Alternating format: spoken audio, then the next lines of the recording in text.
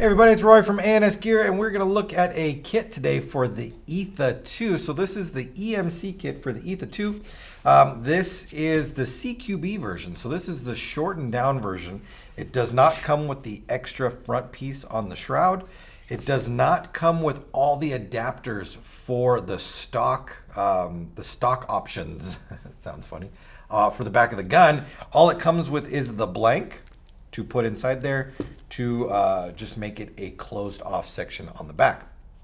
So we'll throw this on a gun real quick. I'm not going to go through the whole thing of tightening all the screws down. I'm just going to show you basically how to get the original gun apart and how to line up the kit, the EMC kit on there. Now this EMC kit is PAL compatible. So if we look through the top right here, you can see that there is an extra little hole in the feed neck at the front. So that is where the PAL system will run up through there. If you do not have a PAL version gun, this kit will not work because your original feed neck will not fit on this feed neck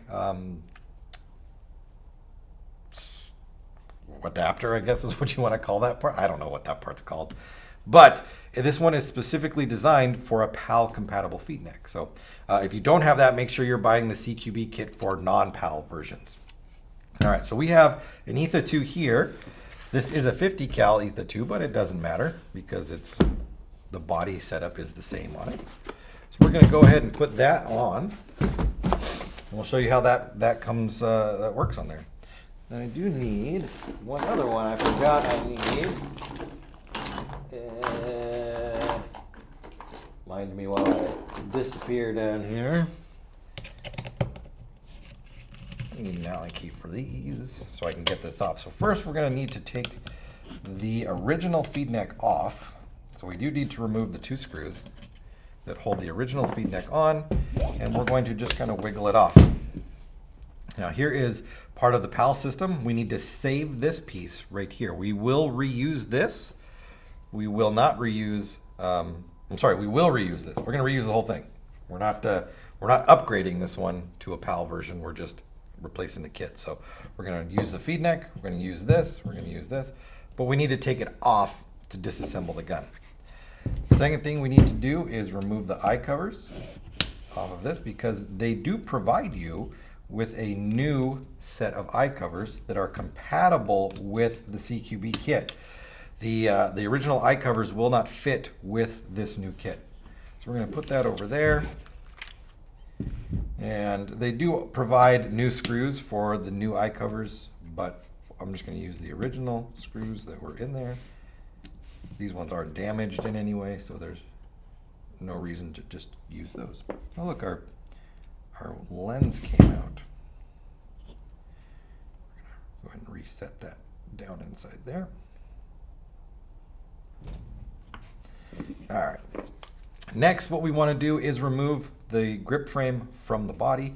I've already loosened up the screws, but I do need to do this one, so this one will take just a little bit longer. I'm using a Allen key that's a little short for the job, but that's okay. Sometimes things are just as they are and you make do.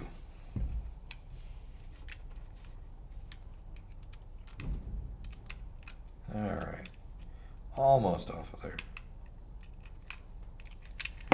There we go. So those are two grip frames. Now this just levers out, so we're gonna just pull from the back side and it kind of opens up like a sandwich. We can just move that out of the way. We're going to not do anything with this frame. We're gonna put it back on there the way it was. Now this part needs to come out. Now sometimes, I stress sometimes, you can just put your hand on here where the screw goes in. This is where the frame screw comes up through and attaches right there. And you can kind of just pull back on it and it will come out. Now that is rare that I've seen that happen. So what I normally will do is take this and something that I can put on here that's kind of hard. We'll use a large Allen key today. That way I won't need to use the screwdriver because I don't really want to damage this in any way. And I'm going to put it on here like this. When I'm down at my bench, I have a block of Delrin that I can set against there, and I can tap on this and get it to come apart. I'm going to use this screwdriver. And I'm just going to nudge it on out of there. Make sure that I'm staying kind of in the middle right there where this comes down and it hits against this turret. And I'm just going to tap it out. I'm not going to overdo it. I'm not going to really hammer on it like crazy. I just want to get it to come out of there. And we might need to use something a little more heavy duty than this if I can't get it out of there. It feels like it's kind of just bouncing off of there. Normally I would use a hammer, but I don't have one up here right now. That's slowly coming off of there. But again, I just want to keep track of it. I don't want to overdo it. I don't want to ruin it. I don't want to damage it.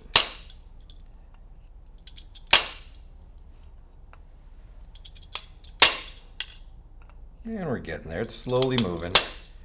You can see it's coming off a little farther right now. And I'm going to keep doing this until I get it all the way out to the point where I can grab it and then pull it the rest of the way out.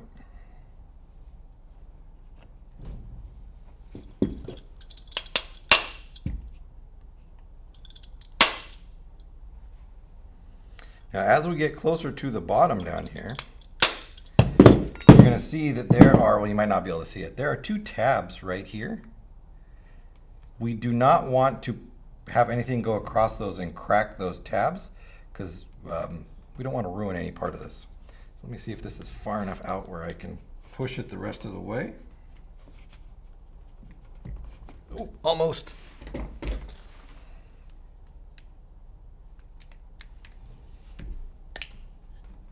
Oh, there it goes. There we go. So now we've got that right off of there. One of our D10s fell out. Put those back in there. All right, so there's our body right there, and that just goes inside of here. Sometimes you'll see them really greased up. This one has a lot of grease on it, and that just helps it slide inside. That's okay. Now we're going to take our other half, or one of our halves of our EMC kit, and we're going to kind of look at it. So this, where it says EMC at the back right here, this is the back. So this is going up towards the front. So this is going to go in like this. Just like that. Our feed neck is going to line up with our feed neck right there. We're going to take our other half and we're just going to set it on here, kind of just eyeball it, make sure that it all lines up. Now I'm not tightening anything down yet because I am not done in what I need to do with this before I put it all together. I'm just making sure everything looks like it's going to go together without any problems. And everything looks good.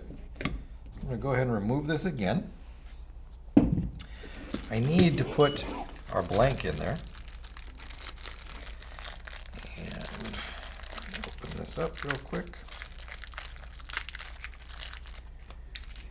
So you've got all the screws that you're going to need. You've got this piece right here, which is a release for our plug that goes in the back, and we have our new eye covers. So in the back side here, this is going to come in and sit inside here like this. You've got a large top section and you've got a small section right here. The large cutout is for the top, or the large notch goes on the top, and the small is the locking tab for the lever right here. So I'm going to show you how this works.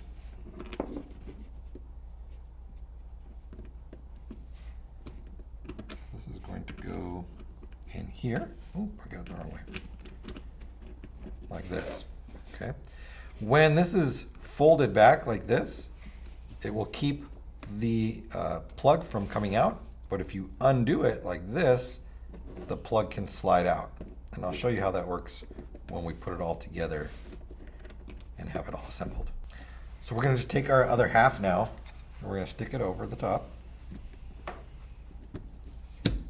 We're going to make sure that this little tab is lined up back here. This is our little lever that we put in. When it's together, open up the lever, we can slide out the plug, put the plug back in, lock it down, and now the plug doesn't come out. So there are other plugs that you can get which are adapters for different kinds of stocks and different positions of stocks.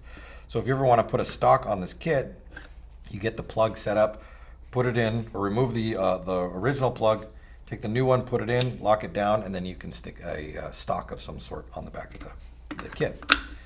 But the CQB just comes with the original plug right there. Now for this, we're going to, I'm going to put, I don't know if I want to put any of the screws in here. I probably should just put 2 in here, so we'll put a couple in, just to make sure our kit doesn't fall apart as we are, as we're working with it.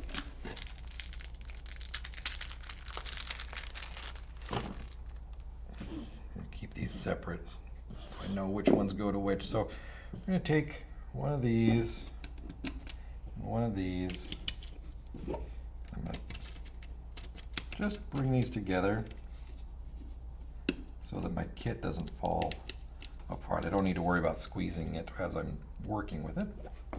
One thing I have found is that sometimes when you really tighten this back section down, it makes it really hard to open and close this. So just be aware of that. If you can't open this back section to get the plug out, it's probably because you've cranked this screw down so tight that it won't let this come undone. So just back that up a little bit on there.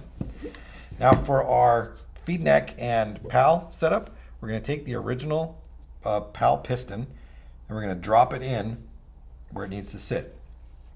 Now if we look at the piston, you can see that it's got a shape to it. It's kind of like a lightning bolt kind of setup. We want that to go and sit vertically inside this plug or this hole. If we have it rotated backwards, it won't drop in properly and it will want to sit at an angle, like sticking out. It's kind of hard to see because it's all black on there. So we want to make sure that it just drops in. You should just be able to easily drop that right in there. And where it sits will line up with the feed neck when you drop it on there. It'll slide right through that little hole right there. And you can easily snap the feed neck into place. If you can't, because this piston that we put in there is at a weird janky angle, then you have it turned backwards. So just rotate the piston around 180 degrees and then drop the piston or the feed neck back down on there. All right, so with the feed neck on, next thing we would do would be to tighten the feed neck down. We'll go ahead and just put the screw in there. And then we would put our feed neck lever and screw back on there. We would have already put all the other screws in, so that one over there, those two there, and this snugged everything up. Then our eye covers, this is our new eye covers. We'll go on there.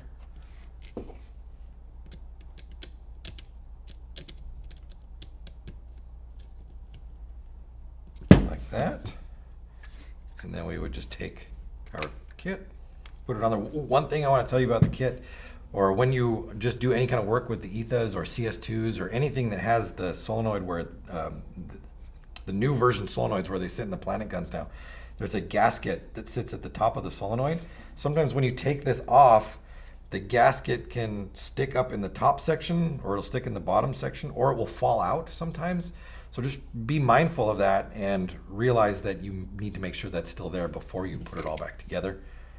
So we're going to put the front in first. We're going to just rotate it back up again and lock everything into position.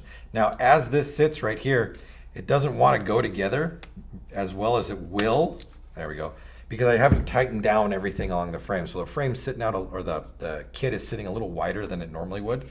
If you've got everything tightened down, you should be able to just drop the frame on, no problem. But with a little bit of push, it's together. And then I can go ahead and put in my frame screws and hold it all together. So the install on this kit is relatively easy. If you're not comfortable with your gun, I would definitely take a little bit of time and make sure that you're just taking everything step by step. But if you're familiar with your gun in any way and you've taken it apart, this kit throw-in is super simple. So this is the CQB EMC kit for the Etha 2, and this one happens to be the PAL compatible version, so we did that with a 50 cal PAL Etha 2. I hope it makes it easy for you guys. Pick up your EMC kits, whether they be the CQB one like this or the full-size one, at ansgear.com.